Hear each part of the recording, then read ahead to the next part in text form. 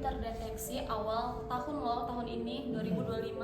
Ini ya terus menyebar di Asia Tenggara dan Australia. Tambahan varian ini juga punya mutasi spike protein, bikin virus lebih bisa hindari antibodi dan vaksin sebelumnya. Di Queensland juga Australia, lonjakan kasus COVID disertai flu dan RSV bikin sistem kesehatan menjadi kewalahan. Mereka ini tetap menjadi garda terdepan di dunia mengenai kesehatan. Bahkan Direktur Jenderal WHO juga sampai bilang bahwa solidarity is the antidote to the virus. Halo pendengar Vibecast, balik lagi nih sama kita di episode ketiga. Di episode ketiga ini kita bakalan bahas tuntas nih mengenai soal WHO alias World Health Organization. Dan gimana organisasi ini berperan di tengah naiknya COVID-19 di tahun 2025 ini nih. Terus di episode kali ini juga kita bakalan bahas varian baru dari COVID-19 yaitu varian NB1.8.1. Evolution dari COVID-19 kan? Asli berevolusi loh ya. Alasan kenapa kasus COVID-19 ini naik di tahun ini dan apa strategi dari WHO untuk kedepannya nih. Jadi siap-siap aja dapat insight yang seru ya. Tetap bareng aku, Arul, Jaber, Paula, dan Hasbi. Halo semuanya. Halo. Oke, sebelum kita bahas soal COVID-19 nih, kita mulai dulu yuk. Siapa sih WHO itu, Bi? Baik, WHO itu singkatan dari World Health Organization, didirikan tahun 1948 dengan tujuan utama menjaga dan meningkatkan kesehatan global. WHO itu kayak dokter dunia atau dokter global yang bantu negara-negara kerjasama buat atasi masalah kesehatan lintas negara gitu. Bener, mereka juga bikin standar kesehatan global, rekomendasi vaksin, dan jadi pusat informasi resmi waktu ada wabah kayak waktu SARS dan flu burung dulu. Nah, jadi yang keren dari WHO ini gak pandang-pandang negara, mau negara berkembang, maju, atau mungkin negara-negara yang fasilitas kesehatan yang kurang. WHO bakal ngebantu dari penandaan maupun edukasi. Seperti itu. Pusatnya itu ada di Jenewa, Swiss. Timnya tadi ahli kesehatan, epidemiologi, dan peneliti yang kerja 24 jam buat pantau situasi global. Jadi WHO ini kayak pusatnya lah, pusat dari ini ya kesehatan dunia gitu ya. Betul banget, dan pas krisis kayak COVID-19, mereka lah yang jadi koordinator utamanya. Oke. Ngomong-ngomong nih soal COVID-19, WHO jadi sorotan utama atau pemerannya utama ini. Ber, gimana Ber peran WHO di Untuk tanggal 19 Desember 2019, WHO ini dapat laporan baru yaitu virus baru dari Tiongkok. Mereka langsung investigasi, kirim ke tim dan keluarkan peringatan global, lalu menetapkan COVID-19 sebagai darurat kesehatan internasional dan akhirnya pandemi di seluruh dunia.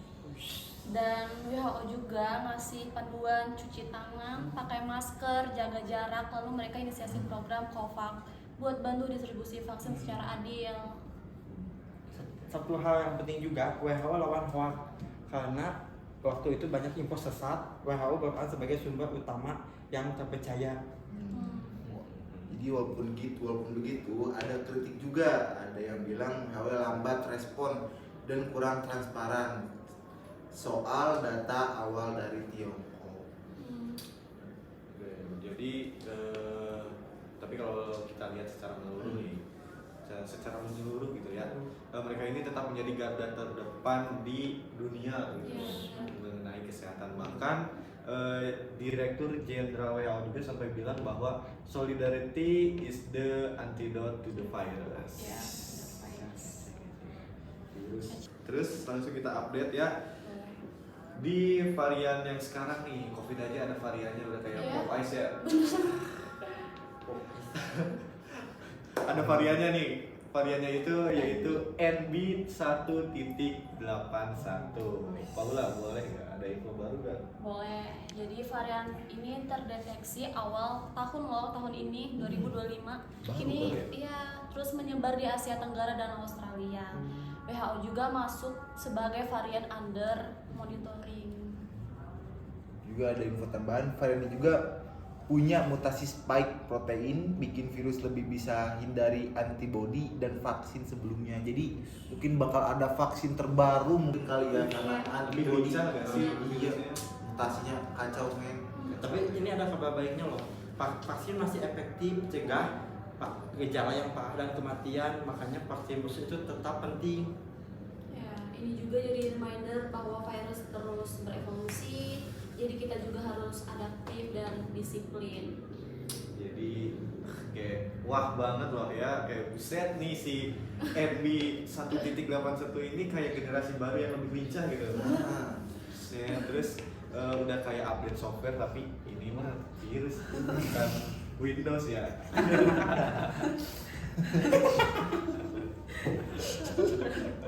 Gimana Bi? Nama apa Bi? Sayangnya update bikin kita makin waspada, bukan makin nyaman gitu. Oke. Aduh, si Andy meresahkan. Bersama kita. Andy bukan new gitu ya, bukan sepatu. Lanjut kali ya, di beberapa negara nih lagi ngalamin lonjakan kasus. Biar kumaha update nih, biar. mungkin dari India nih ya. India. India, acak-acak. Acak-acak. Beberapa negara bagian melonjak tajam, rumah sakit penuh, suplai oksigen terbatas lagi. Jadi kayak zaman balik ke zaman Covid-19. Orang Covid ya. Wih, kacau sih. Di Queensland juga Australia, lonjakan kasus Covid disertai flu dan RSV bikin sistem kesehatan menjadi kewalahan. WHO juga itu ingatkan kita pentingnya preparedness di tiap negara. Kalau nggak siap, sistem kesehatan ini tuh bisa lumpuh, guys. Jadi pandemi ini belum usai. Belum. Sesuai dengan episode sebelumnya, Ya. perubahan iklim mempengaruhi metabolisme tubuh. Iya. Jadi hati-hati, jaga kesehatan, tetap Benar. waspada. Benar. Tapi menurut kalian nih, kenapa sih kasus ini bisa naik lagi? Mungkin dari kelonggaran protokol dan cakupan vaksin yang agak kurang merata sih. Masih kayak kurang lah, apa namanya Iya. vaksinnya. Sama juga ini ya, testingnya juga kurang itu, menjadi penyebaran susah dideteksi sejak dini.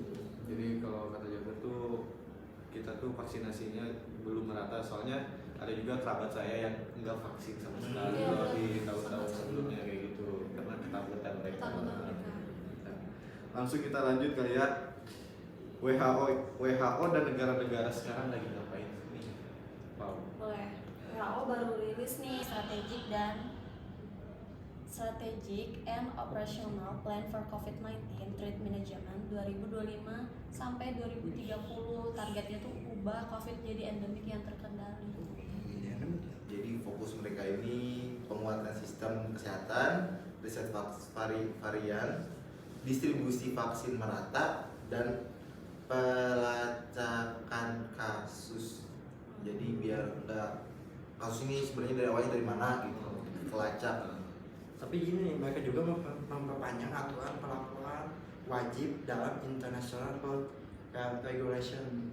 Kerjasama global makin dikuatkan karena WHO nggak bisa kerjasama sendirian. Oke. Pasti negara-negara sekarang dengan WHO lagi sibuk-sibuknya kan. Iya. Hektik lagi, hektik. Takutnya menjadi pandemi lagi nih. Bahaya nih kalau COVID pandemi Jadi lagi. dia pada siap karantina. Malas. Oke, kita langsung ke segmen mitos atau fakta nih. Jadi aku bakal lemparin pernyataan, kalian tinggal jawab siap. Siap. Siap. Siap. Oke. Yang pertama nih, vaksin COVID bikin tubuh lemah karena apa sih? Karena isinya virus gitu. Itu mitos. Vaksin itu hasil dari teknologi yang namanya mRNA atau virus yang sudah dikendalikan. Justru buat buat imun tubuh tuh lebih kuat gitu. Jadi itu mitos sih. Mitos. Oke, lanjut ke pernyataan kedua ya. COVID udah gak ada, jadi gak perlu booster lagi nih. Mitos. Kenapa, Pak? Karena virus itu masih ada dan booster itu penting banget, terutama buat hadapi varian yang baru. Varian baru ya. Oke, lanjut ke pernyataan ketiga, anak muda gak perlu khawatir karena aman dari COVID. Mitos itu juga. Mitos bi. Habis. Soalnya anak muda bisa juga kena, Oh. bahkan bisa menjadi penyebaran ke keluarga dia gitu. Oh iya iya. Gak ini ya, gak melihat umur lah. Enggak. Semua kalangan juga pasti Pasti bisa kena. Bukan pasti kena, pasti bisa. Bisa kena. Kalau udah pasti kena, nanti kita kena juga. Eh, Oke, kita lanjut ya. Sekarang nih, apa yang bisa kita lakuin secara individu aja? Siapa yang mau duluan? mungkin dari saya sendiri sih, taati protokol yang sudah diberikan agar lebih aman kitanya sih. Oke, oke. Lanjut, siapa lagi? Kalau menurut aku ya, pastikan kita melakukan vaksin booster sesuai anjuran pemerintah. Kalau dari aku itu harus gunakan info dari sumber yang valid, itu kayak WHO dan Kemenkes. Jangan lupa jaga kesehatan mental, saling dukung. Soalnya peran psikologis penting Penting. untuk melawan. Benar-benar.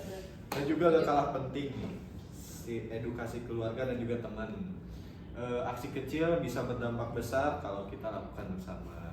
Benar. Betul kan begitu? Setuju? Setuju. Oke. Oke teman-teman, makasih banyak udah dengerin Vibecast episode ketiga kali ini. Terima kasih buat Jaber, Paula dan juga Hasbi atas insight-nya di episode kali ini. Oke. Ber, ada kata-kata dulu Ber, coba. Mungkin ingat pandemi belum berakhir, tapi untuk kita harus kompak dan jaga kesehatan mental agar tidak mudah terkena virus. Ya. Setuju. Satu lagi, jangan cuma jaga imun tapi jaga empati. Benar di Kelas. Oke, mungkin sekian episode 3 Vibecast kali ini. Jangan lupa like, comment, share, and subscribe. Dan juga tulis juga deh opini kalian mengenai COVID-19 yang akan naik Yang lagi naik-naiknya di tahun kali ini. Pendapat kalian seperti apa? Oke. Mungkin sampai jumpa di episode selanjutnya. Stay safe, stay kind, dan terus jaga kesehatan. Kesehatan kamu. Dadah. Bye.